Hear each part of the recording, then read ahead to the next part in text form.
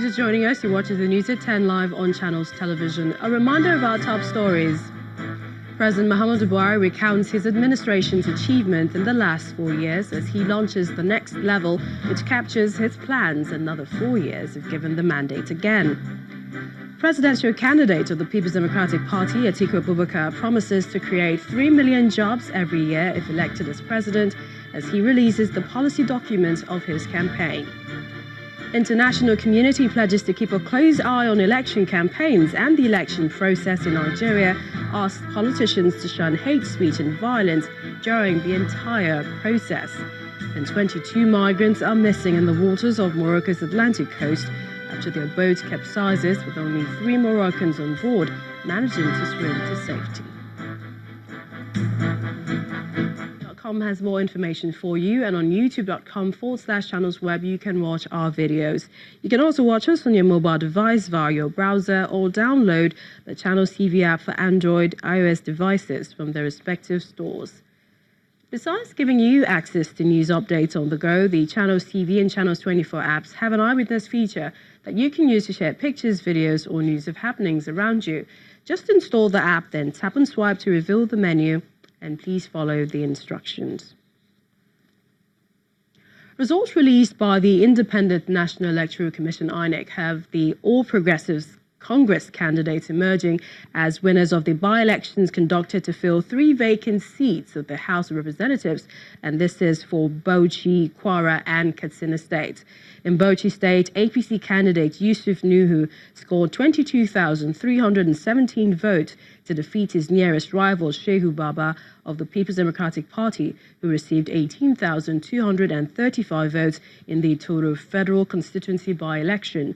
INEC also announced Tunji Olawi of the APC as the winner of the by-election for the irregularities Isin Okerero Ekiti federal constituency of Kwara State, with 21,236 votes to beat Saheed Alatishe of the PDP, who scored 18,095. In Katsina State, APC candidate Abubakar Kusada emerged winner of the Kankia Kusada Inagwa constituency by-election with a total of 48,518 votes, ahead of his closest rival, Abdul Samad Yusuf of the PDP, who scored 20,193 votes. After the conduct of Saturday's by-election to fill 3 vacant seats in the Federal House of Representatives for Kwara, Katsina and Bauchi states, all the results are ready by the early hours of Sunday morning. In Katsina State, the All Progressives Congress candidate Abubakar Kusada emerges winner of the Kankia Kusada Ingawa constituency by-election. In Bauchi State, only 2 political parties contested the Toro federal constituency by-election, the All Progressives Congress and the People's Democratic Party. That Yusuf Comrade Nuhu of APC, having satisfied the requirements of the law and secured the highest number of votes, is hereby declared the winner and is returned elected.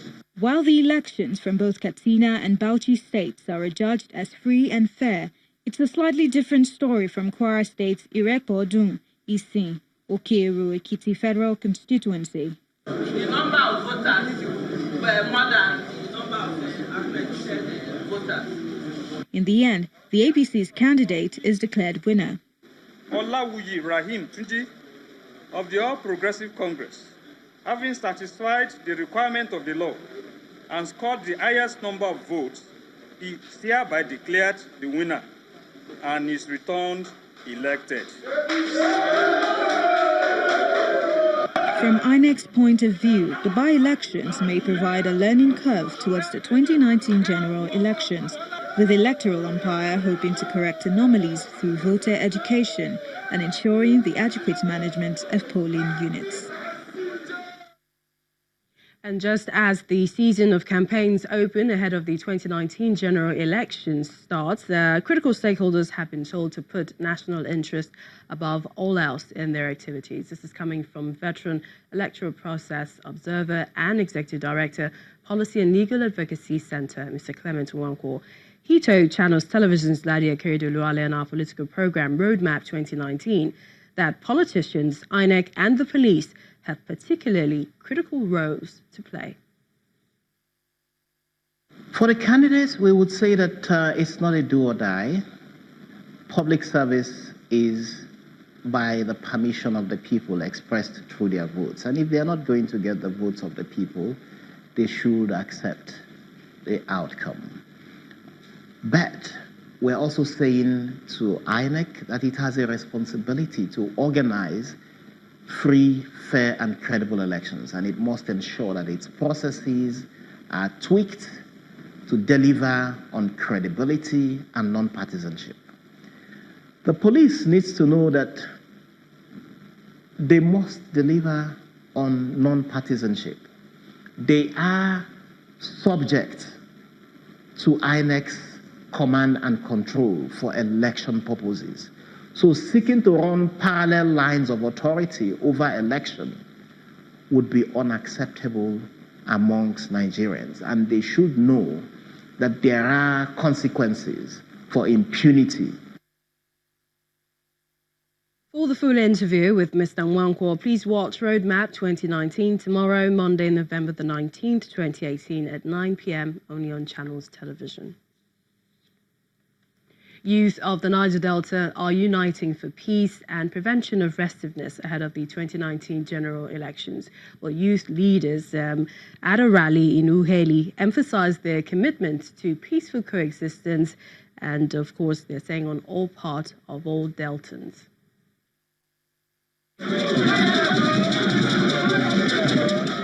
It's a rally organized by youth in Delta State under the auspices of the Delta State Community Youth in a bid to reiterate their resolve to foster peace and development. According to the youth president, the priority is to ensure that youth restiveness becomes a thing of the past in the state. If a stranger enters any of our community, as members of community, we can identify that person easily. And if there is any bad egg among us, we can free that person out. And since this organization has started, we have recorded a lot of peace in Delta State. Sensitization here also touches on some electoral vices, including vote buying. The youth has a duty to ensure that they maintain good behavior, they maintain in the various local governments to ensure that nobody deceives them. When election comes, they should not be used, as an avenue for troublemaking, but the instruments of change, instruments of peace, instruments of development. The role of youth in any democratic dispensation cannot be overemphasized. Hence, according to them, their resolve to maintain peace and unity, a factor that should be encouraged.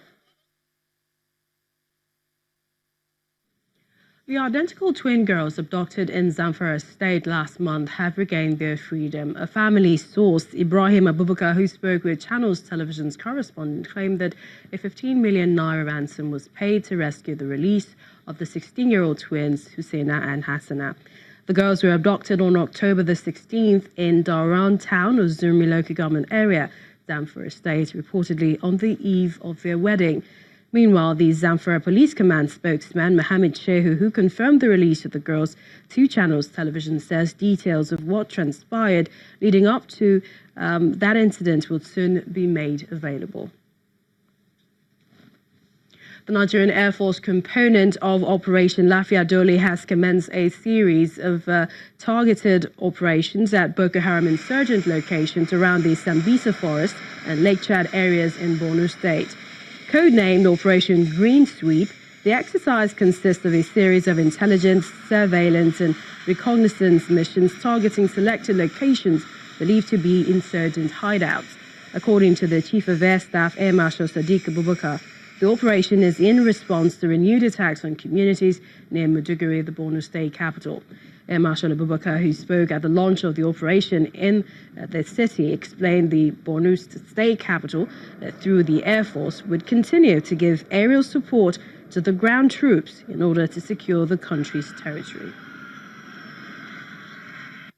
The objectives are very clear: to further degrade Boko Haram and make it difficult for them to have freedom of action and where they're operating from. And I think from the targets we have selected and the ones we have been able to attack and deal with, I believe that we have substantially achieved what we will set out to achieve. We will continue to operate until when we are satisfied that we have fully achieved the objectives of that operation. We have clearly defined what the objectives of the operations are, and from what I have been briefed this afternoon, it's very clear that we have substantially achieved what we set out to achieve, but the operation will still continue to support both the theater